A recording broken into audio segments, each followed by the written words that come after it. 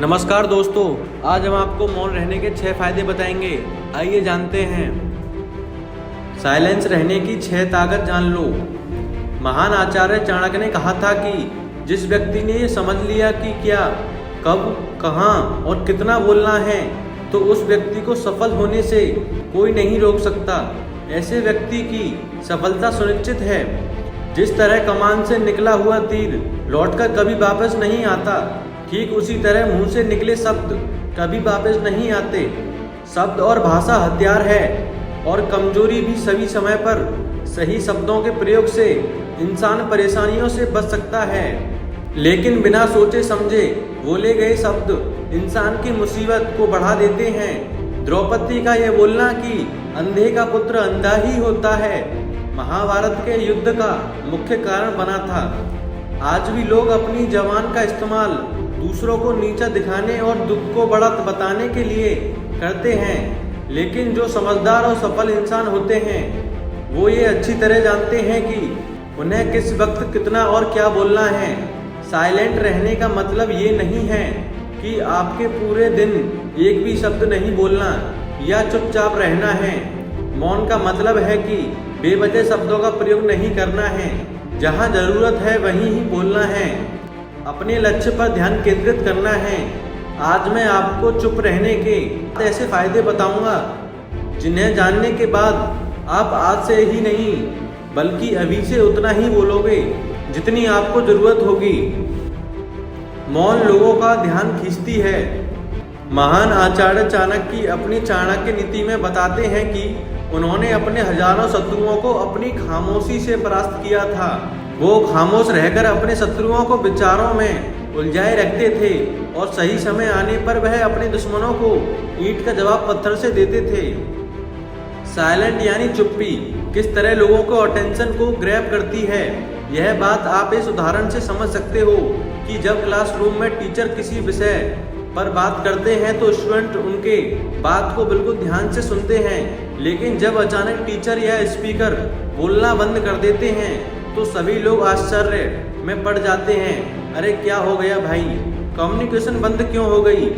मैं जब स्कूल में था तब अक्सर ऐसा होता था और आपके साथ भी ऐसा हुआ होगा।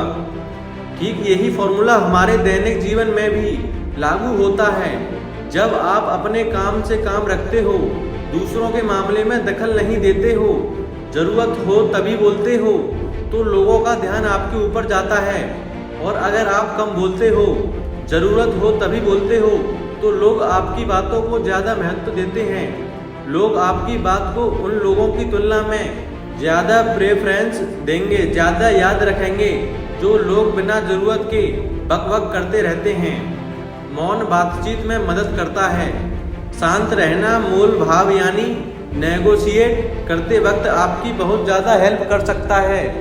बातचीत के दौरान जब आप अचानक चुप हो जाते हो और सामने वाले इंसान को जवाब नहीं देते हो, तो ये खामोशी उस दूसरे इंसान को ये सोचने पर मजबूर कर देती है कि आखिर आप क्या सोच रहे हैं। तो फिर इसी चीज़ का आपको फ़ायदा उठाना है।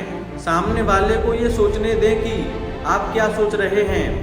मान लो आप कोई डील फाइनल कर रहे हो और ये सामने वाले पार्टी को जल्दी से यस या नो कहकर जवाब मत दो, कुछ सेकंड का पोज लो। आपकी ये चुप्पी सामने वाले इंसान को परेशान करेगी और वो सामने वाला इंसान बोलकर आपकी इस खामोशी को भरना चाहेगा। उनको सारी बातें बोलने दो, जिससे आपको बातचीत आगे बढ़ाने में मदद मिलेगी और आपकी साइड बातचीत के दौरान ज़्यादा भारी रहेगा। मौन आपको विश्वास बनाने में मदद करता है। अगर आप एक मजबूत रिलेशनशिप बिल्ड करना चाहते हो तो उससे पहले आपको ट्रस्ट यानी विश्वास बिल्ड करना होगा। और विश्वास तभी बिल्ड होगा जब आप सामने वाले इंसान की बातों को ध्यान से सुनोगे, यानी बातचीत के दौरान बोलोगे कम और सुनोगे ज़्यादा।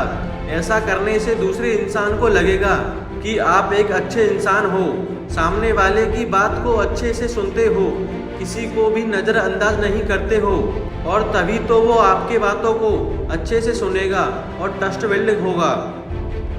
उत्तर प्राप्त करें। आपने ऐसे कई सारे लोगों को देखा होगा जो कोई प्रश्न पूछने के बाद रुकते ही नहीं हैं। अपनी बक चालू रखते हैं या फिर दूसरे को बोलने का मौका ही नहीं देते। अगर आप भी ऐसा करते तो आपको दूसरे इंसान के प्रोस्पेक्टिव को जानने का मौका ही नहीं मिलेगा। लोग आपके प्रश्नों का जवाब ही नहीं देंगे।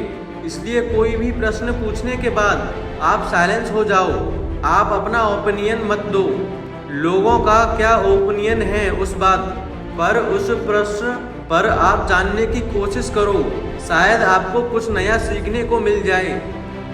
कुल मिलाकर आप प्रश्न पूछने के बाद जितना जल्दी चुप हो जाओगे आपको उतना जल्दी आंसर मिलेगा।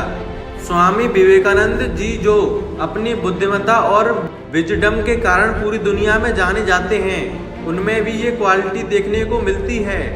वे भी अपने गुरु रामकृष्ण जी से जब भी कोई प्रश्न पूछते थे तो अपना ओपिनियन तो बाद में देते थे, लेकिन पहले प्रश्न पूछने के तुरंत बाद चुप हो जाते थे ताकि उनके गुरुदेव की क्या राय है उस प्रश्न को लेकर, उस बात को लेकर ये जान सकें।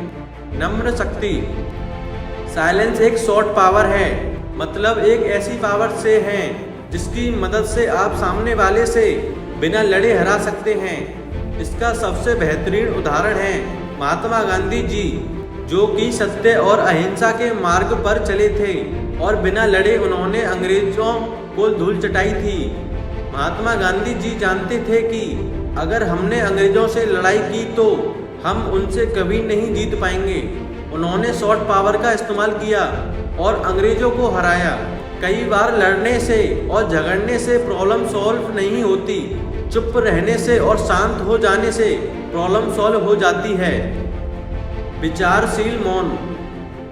द क्विट बुक के ऑथर सुसन केन अपनी बुक में बताते हैं कि थॉटफुल साइंस कई सारी मुसीबतों से बचा सकती है। एक लड़का लैपटॉप खरीदने जा रहा था, तभी उसको रास्ते में बरसों पुराना एक दोस्त मिलता है जो उसको बोलता है कि तुम जहां लैपटॉप खरीदने जा रहे हो उसी के पास में एक घर है, वहां ये सामान डिलीवरी कर देना। वह अपने दोस्त को ना नहीं बोलता है और उसका सामान ले लेता है, लेकिन जहां सामान डिलीवरी करना था वो घर उस दुकान से काफ़ी दूर था। उसका बहुत सारा समय बर्बाद हुआ। उस आइटम को डिलीवरी करने के बाद में जब वह दुकान पर पहुंचा तो वह दुकान बंद हो चुकी थी। उसे अपने दोस्त के ऊपर बहुत गुस्सा आया। इसलिए हमेशा हाँ नहीं कहना चाहिए, ना कहने और साइलेंस के पावर को समझना चाहिए। तो दोस्तों, इन सब बातों से आप ये समझ चुके होंगे कि साइलेंस में बहुत ज़्यादा पावर है। साइलेंस के पावर को कम नहीं समझना चाहिए। साइलेंस आपको बहुत सारी मुसीबतों से बचा सकती है, और अगर आप भी इन बताई गई बातों को उतारते हो, जहां ज़रूरत हो वहीं बोलते हो, तो डेफिनेटली आपको बहुत ज़्यादा फायदा होगा। दोस्तों, अगर आपको हमारी यह वीडियो अच्छी लगी हो तो आप हमारे मोटिवेशन विद सक्सेस चैनल को सब्सक्राइब जरूर करें एवं बेल आइकन दबाना ना भूलें। ओके, धन्यवाद।